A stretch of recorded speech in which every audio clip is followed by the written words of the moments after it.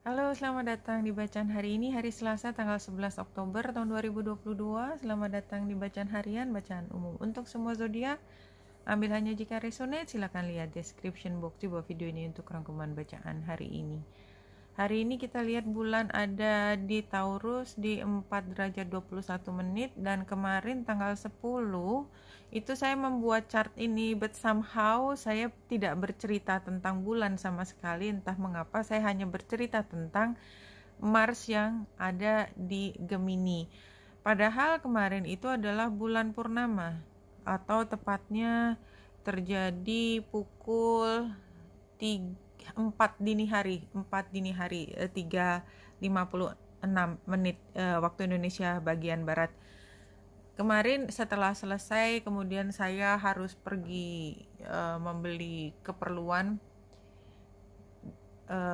Saya melihat ke atas dan ternyata bulan itu benar-benar bentuknya bulat. Baru saya ingat, loh, bulan purnama ya. Jadi kemarin bulan purnama saya melihat, dan ketika melihat tanpa kacamata saya melihat warnanya oranye. Saya baru saja melihat apa sih sebenarnya cerita astronomi, bukan astrologi, astronomi di balik bulan ini. Memang warnanya oranye. Jadi ini termasuk salah satu periode di mana bulan relatif dekat tetapi tidak terlalu dekat. Bulan lalu yang lebih dekat supermoon, tetapi yang sekarang warna oranyenya itu adalah dari refleksi cahaya dari bumi.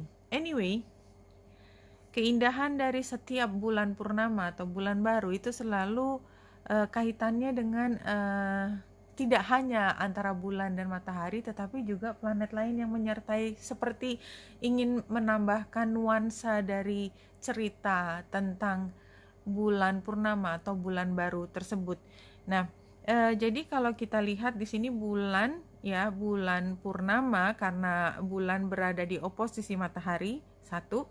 Kemudian kita lihat planet apa yang ikut terlibat di sini adalah Venus, yang conjunction dengan matahari, masih terhitung conjunction, tetapi jelas nuansa matahari Venus itu sudah menjadi tema cukup lama, sehingga peran serta Venus penguasa Libra, dan ini adalah bulan purnama di Aries yang mataharinya berada di Libra dan penguasanya Venus di situ, maka nuansa dari hubungan yang kuat atau paling tidak dua titik.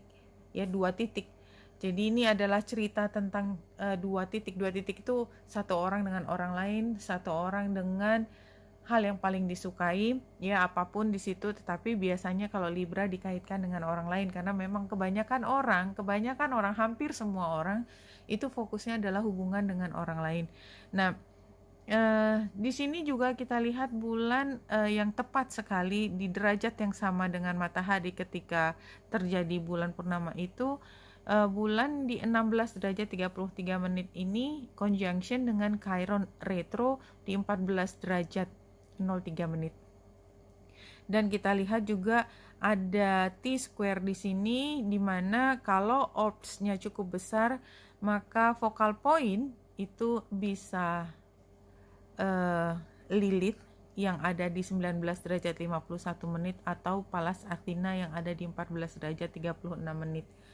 Ya, dan ini juga kalau orbs-nya cukup besar, tapi juga ini sekitar 5 derajat masih ada, sehingga relatif dekat. Maka kita lihat hubungan antara bulan matahari, matahari dan Venus, bulan dengan Chiron, kemudian Pallas Athena dan Lilith itu sangat kuat, sangat kental.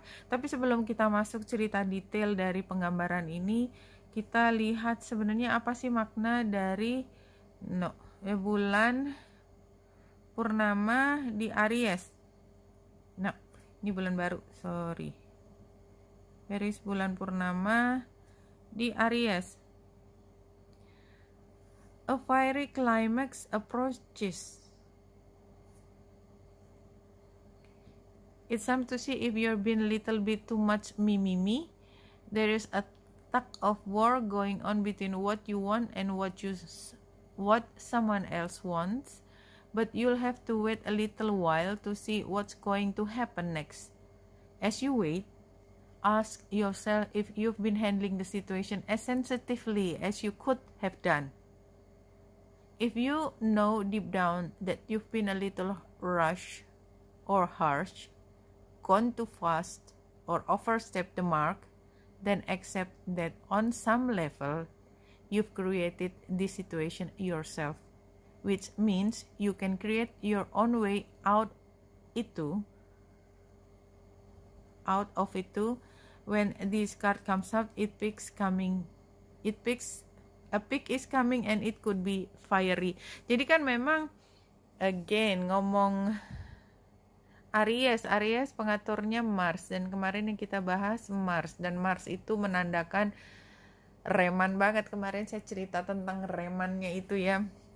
Dan a climax, fiery itu sangat meledak-ledak, klimaks, mendekat. Jadi ada sesuatu yang besar yang akan meledak dalam waktu dekat. Kenapa dia meledak? Kenapa sesuatu bisa meledak? Di luar dari semua cerita tentang bulan purnama ini, ketika kita bicara tentang ledakan, itu adalah satu tekanan, ya, tekanan yang terjadi cukup lama sampai dan ditahan, di-contain, ya, tekanan itu di-contain, dicegah supaya tidak meledak sampai satu saat tahanannya tersebut sudah tidak lagi mampu menampung tekanan balik keluar, ya, dan itu yang terjadi ledakan. Dan ini yang diceritakan di bulan purnama di Aries. Whatever happen ya, jadi ada sesuatu yang kita udah tahan di dalam hati sampai satu saat keluar, atau orang lain yang melakukan hal tersebut, atau sesuatu yang kita sudah tunggu lama banget ya, akhirnya meledak juga, bisulnya, something like that ya, something like that, sesuatu yang kita udah rasakan nyerinya atau tegangannya ya, tekanannya sampai burst out ya, sampai meledak, itu yang terjadi kemarin sebenarnya bulan purnamanya. Tetapi bulan purnama itu seminggu sebelum dan sesudahnya itu masih ada energinya, dan 6 bulan kemudian apapun yang terjadi pada periode ini kita bisa lihat atau kita bisa rasakan hasilnya ketika bulan ada di Libra.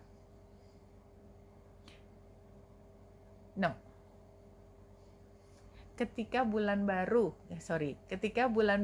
ada di Aries. Ketika bulan baru ada di Aries. Kenapa 6 bulan? Karena matahari sekarang ada di Libra, dia bergerak selama 6 bulan sampai dia di titik di Aries lagi. Iya. Oke, ada 2 kartu yang sudah saya ambil di sini dari Spirit Animal Oracle. Horse Spirit, Freedom is yours. Dan ini kayaknya ya tadi ya, jadi kayak ada sesuatu yang meledak dan kemudian ini membuka jalan untuk kebebasan. Dan this is a very pretty picture ya, gambar kudanya. Selain kekuatan yang begitu besar, kemudian energinya yang kecepatannya kita lihat dari rambutnya, tapi pandangan matanya begitu lembut, begitu sendu ya. Dan gambar di atas hidungnya, di antara matanya, di dahinya, itu adalah penggambaran yang indah. Artinya kalau saya melihatnya sebagai perkembangan dari spiritualitasnya dia ketika dia mulai berlari lagi setelah menunggu dengan kekuatan yang luar biasa, dengan keindahan dan kecantikannya dia berjalan melaju di situasi yang baru saja terbuka. Kemudian kartu yang satu lagi, what possible next regarding this situation, adalah time to collaborate. Jadi yang tadinya sendiri, jadi yang kita menderita dalam kesunyian, somehow kita mampu meledak, dan ketika meledak itu ternyata membuka cerita dan memungkinkan orang lain yang seide, yang relate gitu ya, untuk datang menghampiri kita dan bekerja sama untuk isu yang kita hadapi, yang kita tadinya pikir kita hadapi sendiri, ternyata tidak. Ternyata ini adalah isu bersama, masalah bersama. 3 kartu dari Ancestor, Angel and Ancestor Oracle ini. Yang pertama adalah Shaolin Master. Saya somehow kalau pakai deck ini sering keluar, and this is very beautiful, no? I really like this card. Gambarnya di belakang adalah dragon ya. Dragon itu mystical animal, artinya dia tidak ada di zaman sekarang anyway. Kemudian dia adalah makhluk atau binatang spiritual dan sering digambarkan mampu bicara, jauh lebih mampu bicara dibandingkan hewan-hewan lain. Kemudian di Shaolin Master ini jelas dia ahli di bidang martial art ya. Dia kalau bertahan, kalau dia harus menyerang pun dia punya kemampuan yang luar biasa karena dia dilatih untuk itu, tetapi bukan dengan cara yang violent ya. Dia punya kebijaksanaan yang luar biasa, dan di sebelah kiri dia memegang walang ini, apa ya bahasa Jawa saya ingatnya belalang ya, belalang apa namanya, ada beda karena ini emang khusus. Kemudian dia juga memegang yin and yang di sebelah kanan, sebelah kiri adalah kekuatan, a graceful in movement and action. Ini adalah kartu previous eventnya. Dan kalau saya mencoba untuk menggambarkan situasi kita, situasi diri kita, kita coba lihat ke diri kita masing-masing.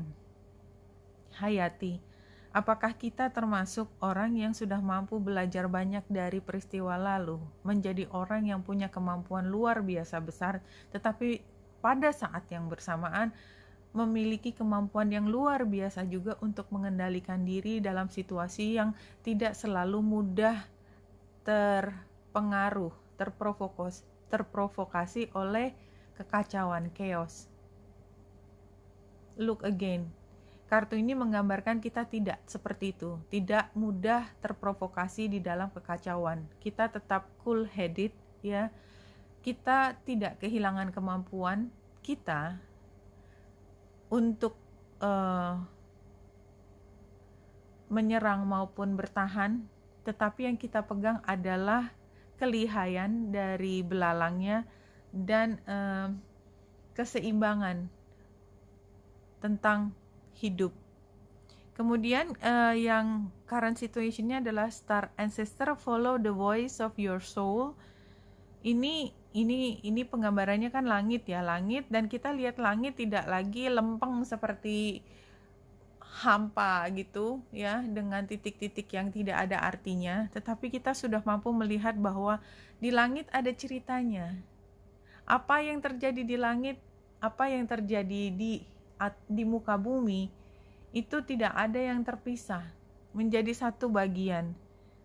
Dan ini seperti berada di dalam hati kita. Follow the voice of your soul. Kita mampu mendengarkan apa kata hati kita. Kita mampu mencari pertanda dari apa yang disampaikan, pesan-pesan yang disampaikan ke kita melalui semua bahasa yang mungkin kita bisa mengerti.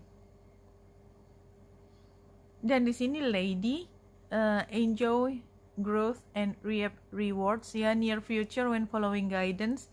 Saya begitu melihat ini sepertinya sih relate banget ya. Jadi artinya ketika kita sudah mampu menjadi diri kita yang bijaksana, look at this person ya, dan kita mampu tidak hanya menguasai diri kita sendiri, kita juga mampu sensitif terhadap informasi yang diberikan pada kita, maka kita sudah siap menerima anugerah yang berupa kekayaan batin, kekayaan materi, kekayaan emosi, whatever.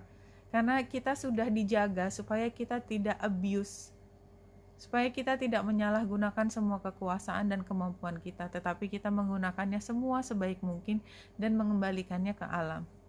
Isn't this very nice, no? It's very nice. 3 kartu di sini, bintang juga ini sama ya di tengahnya ya. See, Star Ancestor di sini gambar bintang. Dan ini juga gambar message, jadi seperti ada pesan, kita paham tentang apa yang kita inginkan. Lihat gambar ini juga selain bintang sebenarnya bercerita tentang tadi ya, sama dengan zodiak ini tentang langit kan, langit dan maknanya. Dan di sini kita lihat ada gambar rubah ya, gambar rubah dalam kartu Lenormand itu bisa kita pakai sebagai informasi bahwa ada deceive, ada kebohongan, tetapi saya tidak melihatnya sebagai kebohongan, terutama kalau kita melihatnya tidak dengan kacamata prasangka buruk.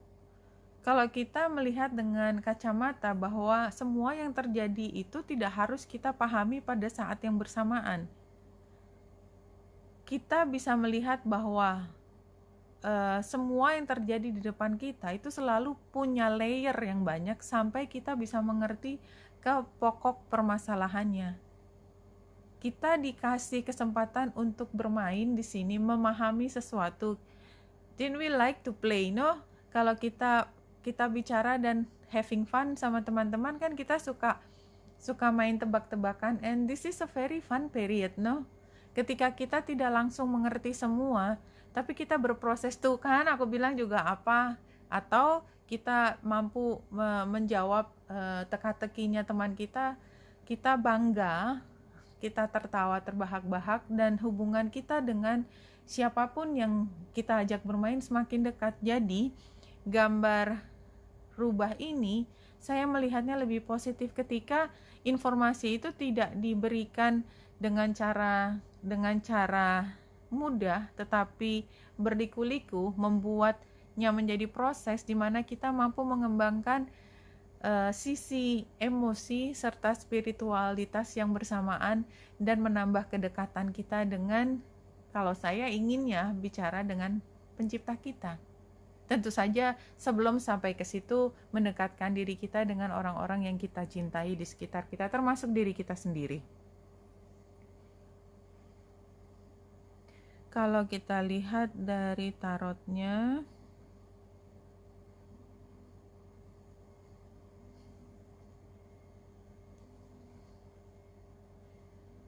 ini sama dengan kemarin ya, leave it, just leave it. Semua adalah pilihan. Ini konseptual semua. Jadi situasinya pada saat ini, seberapapun saya bicara seolah-olah semuanya tadi all good things ya, tentang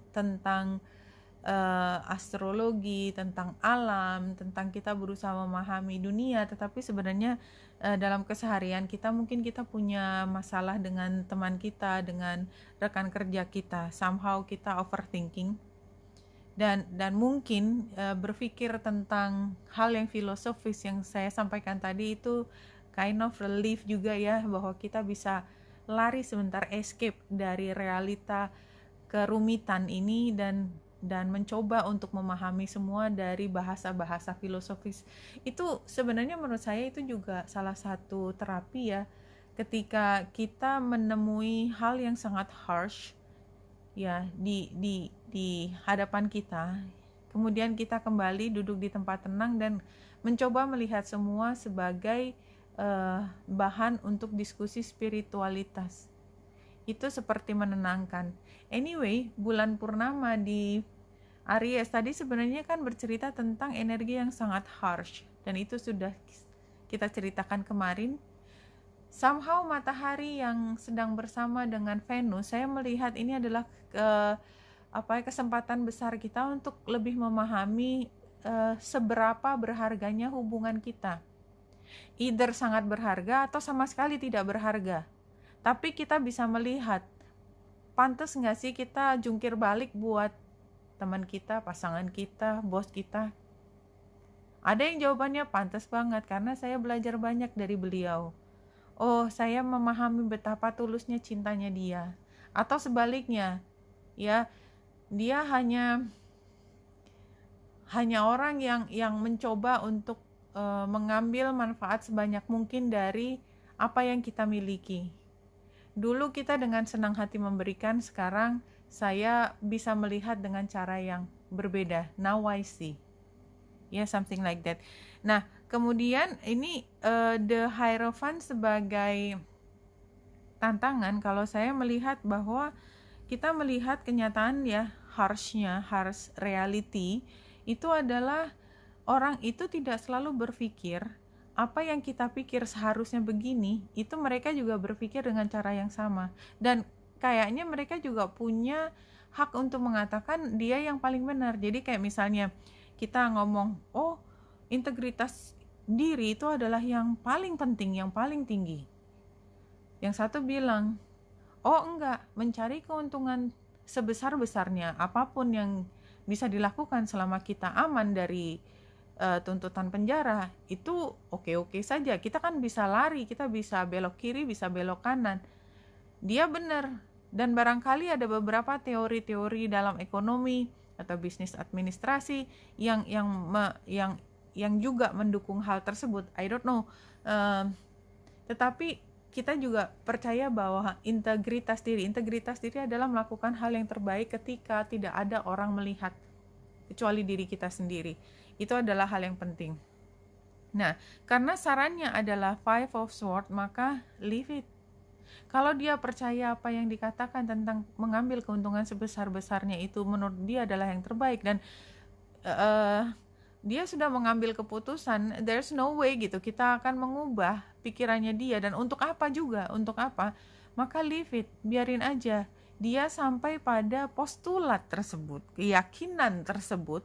Itu juga menggunakan waktu, sama halnya dengan kita. Jadi saya anggap bahwa tadi yang integritas diri adalah kita, itu juga merupakan kebenaran yang berproses, dan kita juga nggak ingin kan kalau keyakinan kita tuh digoyah oleh orang lain. So why worry gitu ya. Jadi kadang-kadang saya juga melihat di sosial media, ketika salah satu pihak itu menekan pihak lain karena berbeda cara pandang, dan seperti satu pihak itu bisa mengatakan hal seburuk-buruknya buruk ya, I don't like it gitu ya, tapi kayak mereka punya hak untuk mengatakan hal tersebut.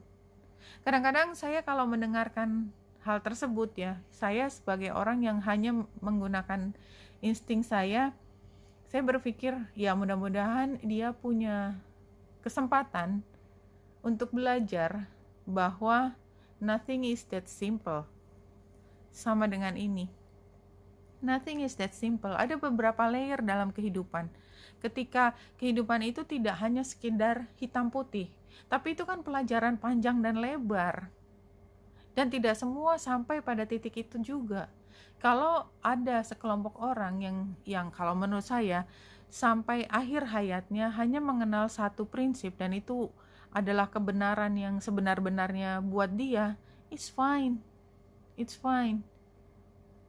Selama tidak ada hak orang yang terviolate ya, tidak diabaikan, tidak dirampas, maka ya nggak jadi masalah. Setiap orang punya kepala yang berbeda. Tetapi ketika sudah menjadi serangan buat orang lain, dan kita bicara tentang Mars ya,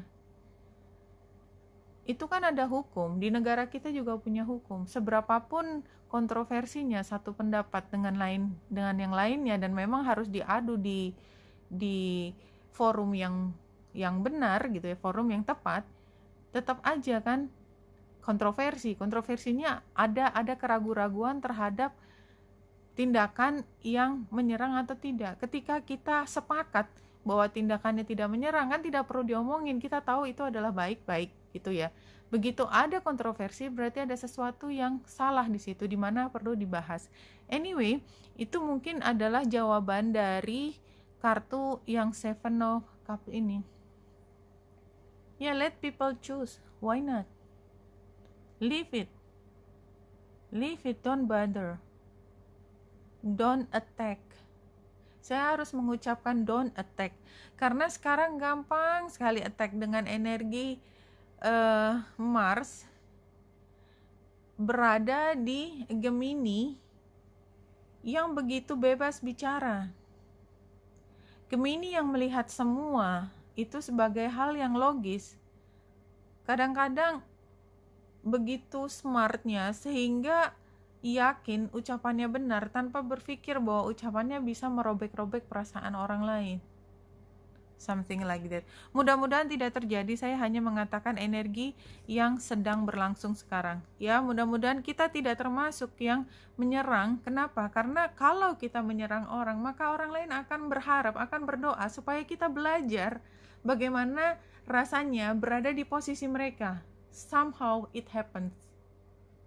The journey is your destination. Jadi di sini seperti menutup bahwa proses ini yang tidak mudah ketika kita belajar dari layer ke layer berikut, layer yang lebih dalam lagi, layer yang lebih dalam lagi, itu justru destinasi kita. Memang itu yang tujuan akhirnya, bukan bintang sebagai tujuan akhir, tetapi menuju bintang tersebut dan mengalami sendiri perasaan, perkembangan emosi, layer demi layer, ya, lapis demi lapis, memahami satu emosi ke emosi yang lain, memahami bahwa semua itu adalah proses yang berupa siklus, punya urutannya, dan bahwa semua orang mengalami urutan yang sama, di mana kita juga bisa atau pernah mengalami hal tersebut. Itu adalah tujuan dari semua proses yang barangkali harsh, but somehow mungkin hari ini kita bisa bahasnya dengan kata-kata yang lebih filosofis. Oke, Benita Indrasa di sini, semoga membantu. Salam hati dan cahaya.